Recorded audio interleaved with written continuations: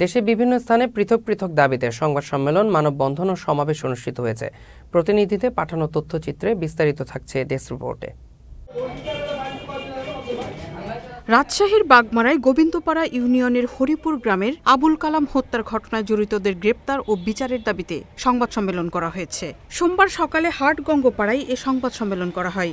এ সময় নিহতের স্ত্রী, ছেলে মেয়ে, স্বজন ও প্রতিবেশীরা উপস্থিত ছিলেন। নদী দিবস উপলক্ষে রাজশাহীতে বাংলাদেশ পরিবেশ আন্দোলনের ব্যানারে মানববন্ধন করেছে পরিবেশবাদী সংগঠনের নেতৃবৃন্দ। সোমবার সকালে নগরীর 0 পয়েন্ট এলাকায় এই মানববন্ধন অনুষ্ঠিত হয়। এ সময় ভারত সহ উজানের দেশগুলোর কাছে পানির ন্যায্য হিস্সা দাবি করেন বক্তারা। দুর্নীতির অভিযোগে কুমিল্লা বর্ডার গার্ড পাবলিক স্কুলের প্রধান শিক্ষক মোর্শেদ আলমের পদত্যাগের দাবিতে বিক্ষোভ মিছিল ও মানববন্ধন করেছে বিদ্যালয়ের শিক্ষার্থীরা। সোমবার সকালে কুমিল্লা কোটবাড়ি 10 বিজিবি ক্যাম্পের সামনের সড়কে প্রায় ঘণ্টাব্যাপী শিক্ষার্থীরা এই বিক্ষোভ মিছিল ও মানববন্ধন করে। ব্যবস্থা নিশ্চিত করার জন্য আমরা যা যা করণীয় বিজিবির পক্ষ থেকে তাই করব।